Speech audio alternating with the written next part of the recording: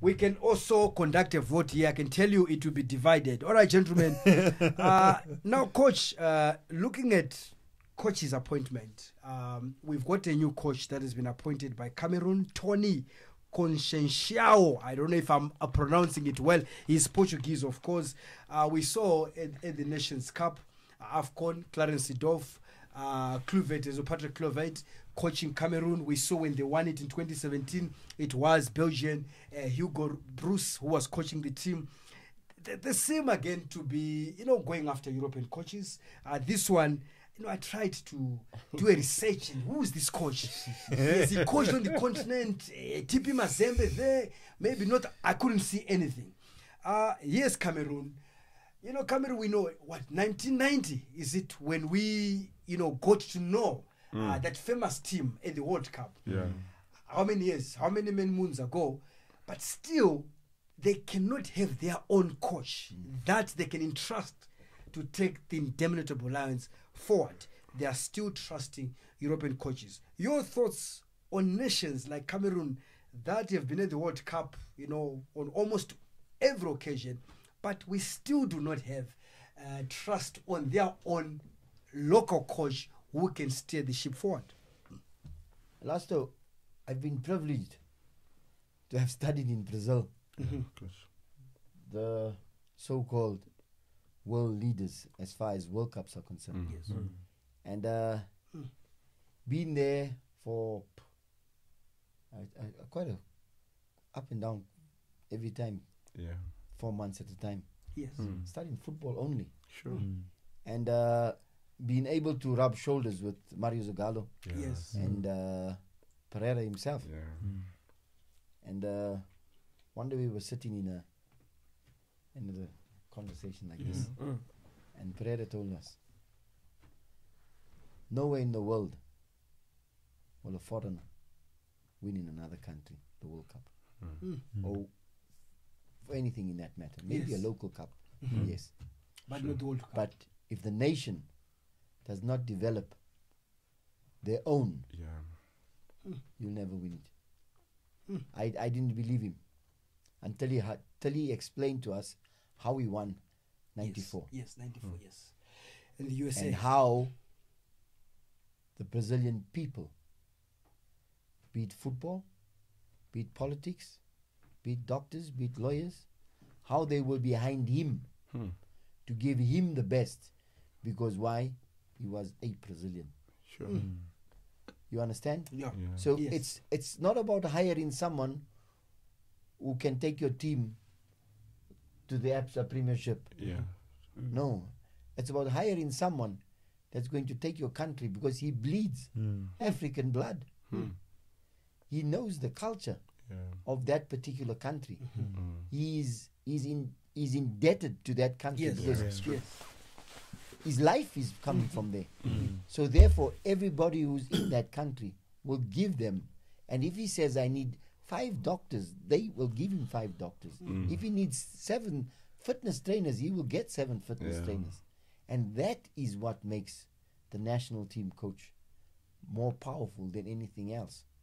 And that is why it's important for the country to be behind him, and not football-loving people. Football-loving people is only part of it. Is how hard or how best or why do we want to win AFCON? Example, why does South Africa want to win AFCON? Yes. We want to win AFCON because we want to play in the World Cup. Yes. And when we play in the World Cup, we want to win the World Cup. Yes. At least some African team has to win the World Cup. What do we put in place to make sure that the man in charge is going to get everything, all the tools, the support behind him to win that trophy? I mean, simple. A simple example, and it's not maybe not a good example, Elasto, but have you seen what Manchester City's backroom staff look like? Did you see when they came Over out 60 last year? Last year when they won the Yes, Champions saw League, them lined up. they got the 30 players, Yes. the 35 players. They came out, they took their medals, and then what did Pep do? Pep put the players aside and he said, "Come guys, Yes. let's show them what this machine, how this machine is run." And you say Greg, it looked like 60 people. Over 60, yeah. Yeah. The same with Bayern Munich. Yes. And that is what you need to drive a national team. Yeah. One man is not going to do it. Never. Yeah. One man is not going. You cannot put all the blame on Mulife. No. There you are. The coach is saying that one man cannot be overburdened with trying to steer the ship of the country forward. It takes more than one man, Craig. We are talking about Cameroon. We are talking about this Portuguese coach that we know little about. We don't even know what criteria is being used to select some of these coaches. We know last time Cameroon, when they were looking for a coach before Hugo Bruce, they wanted a physical fit coach. We don't understand what that means. Somebody who would speak their language, French, and all those requirements that they would put before appointing a coach. But I think for us, Craig, we are just lamenting the fact that for a country that so long has been playing at the highest level, why would they not develop their own coaches and still rely on European coaches? And now they've just had 2 European coaches. According to them, failed dismally. That is Sudorf, of course, and Kluivert. Your thoughts? I know your own nation, Nigeria. He has got a foreign coach at the moment. I'm not sure whether you're happy or not about it. Who has been coaching in Africa? Yes, at least he's got time. He has coached, in Africa. But again, is it not time that countries that have appeared at the World Cup on more than 2-3 occasions, in the same way the football is developing, coaches as well coming from those countries surely are also developed? That's so sorry. Before I answer your question, I just have something to add with Please, coach. Because coach, I don't know, because maybe in Africa, I don't know. You see, because you compare the European with Pereira, you know, where you guys are there talking about. I think mostly in Africa, we don't support each other. My opinion, I feel so. If when you're in the national team, or when you're in the club side, wherever you elaborate that support. I think support. What I'm trying to say. Support? In the national team, in terms of support, the association, there's some people that they want their own people because everyone has their own opinion of who is in the coach national team. And okay, for instance, they give someone else. They give Mr. Billy now. I feel okay. You are so right, my friend. You could not have said it better. I'm telling you why. It's because I'm always looking at what you are driving. Yes. How about? No. National team coach. Yes. Must get the Datsun. Must get the 1400. You understand? Because these people are. If you develop someone like that, they must be gods. And you must appreciate them. You must appreciate for what they are. And that's why you find players that have played at the highest level will not coach in their countries. You know, the biggest challenge we have we have a development deficit on the African continent. Administratively, we are lacking. Most African countries, we are always rushing for the top instead of the bottom up. We go for the top, you know, and then bottom up. So we are always trying to sort of buy success instead of building success, and that has been our greatest downfall. In fact, I think when it comes to this one, I spoke to some colleagues from Cameroon, and they were adamant that there's no local coach in Cameroon that can coach the Cameroon national team. You see, it's different with us because we've got a strong league, and we've got coaches here. Equipped, you know? Yes. And when I look at what happened, especially from this recent AFCON, remember the AFCON before this, there were only 3 African coaches. The AFCON before this. The 2017 one.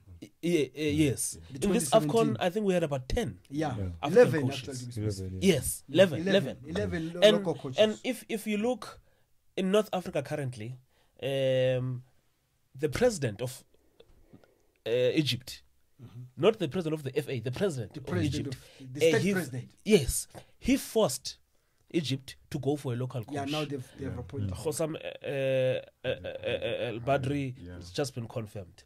Algeria, Belmadi is the current champion.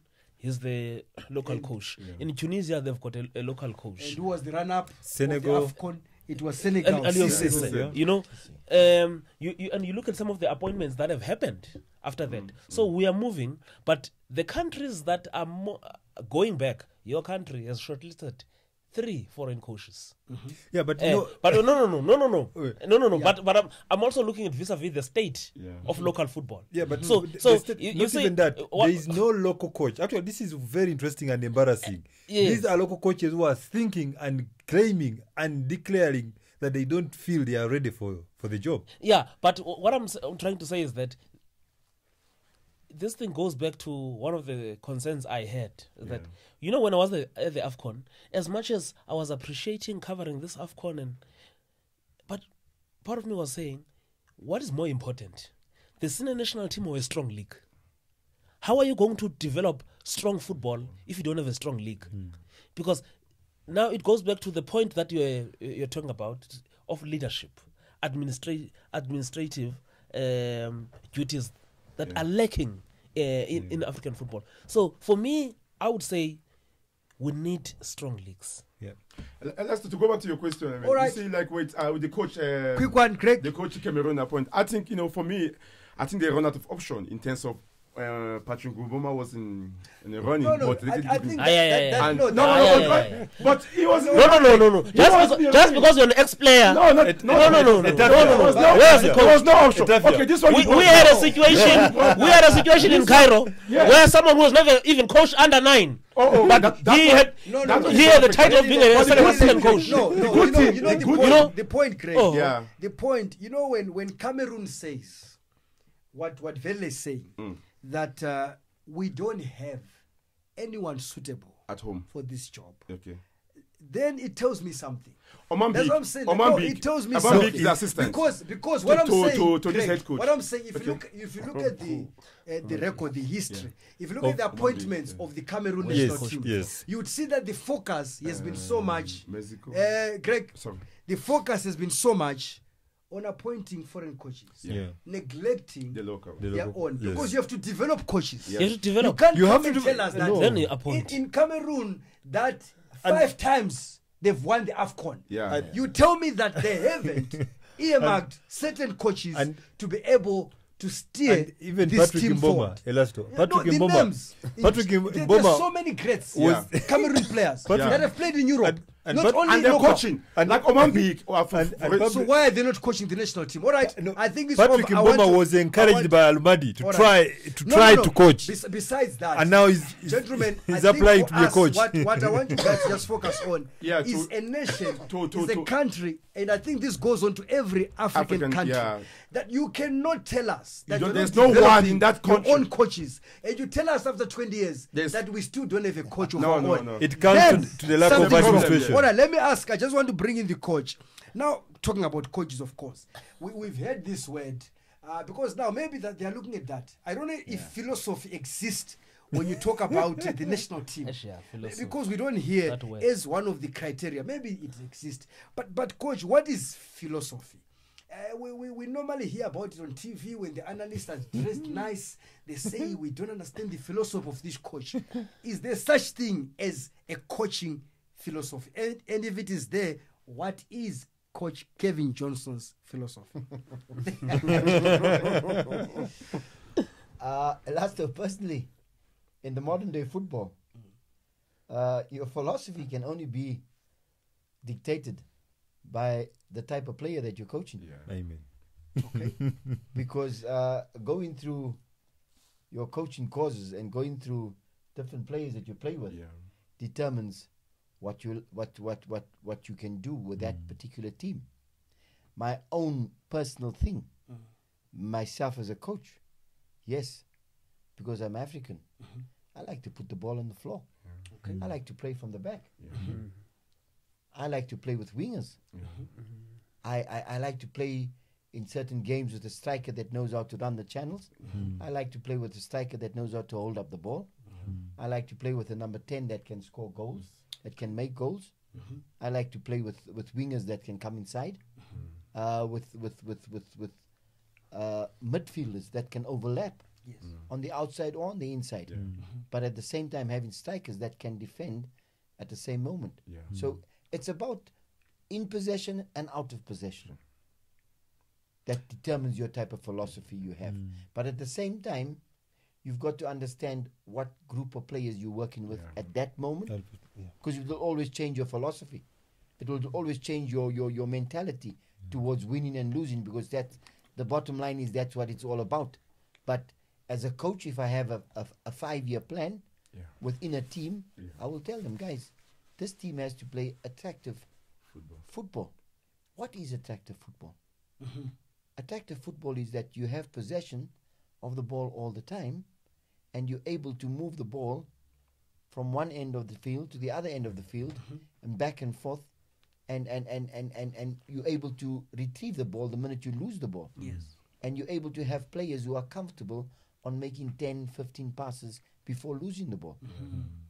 So that's my own philosophy.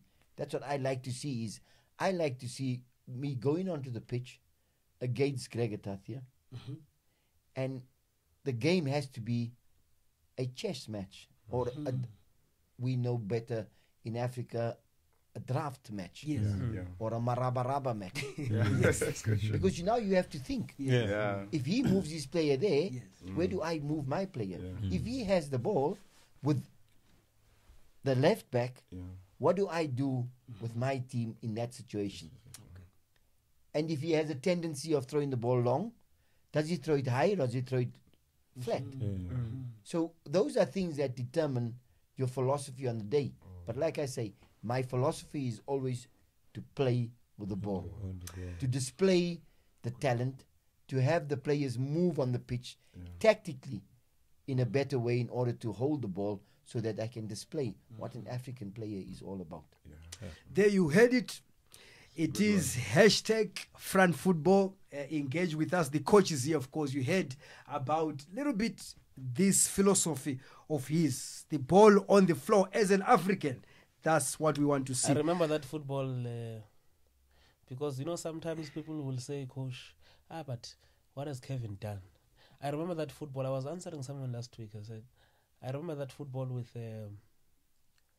the Platinum Stars team that finished second to Chiefs. 2017. Yes. And that was a mixed team of experienced and also youth players. But it was difficult to get the ball from those balls. We played against them that season. We came third with goal difference. Yeah, but sometimes you look you at... You were at Swallows at the time, that time we came. They came second. They went to Africa. I think they played Nigeria too. I don't know. But not looking not only looking at the teams that is coached. I think a philosophy as well, coach. Also, players. It brings certain players. You would see even if they go and play elsewhere. For me, you see that they are coming from a certain setup, kind of football that they were accustomed to. And I'm sure some of the players that have come through your hands, we can still see them. For me, he has said something that is very profound. It is based on not a 1-year plan, not a 2-year plan. It's a systematic long plan. Yeah, so, I hope then we have a problem. We have a problem of these days. These chairmen don't have 1-year, 2-year plans. They've got 3-6 months plans. And that's why most of them. And that's why that is the problem. And that's why all the time they are fighting. Plans. That's why all the time they are fighting relegation. All the time they are chopping and changing and never getting it right. There's no way you're gonna buy success. You need to build success. As we close on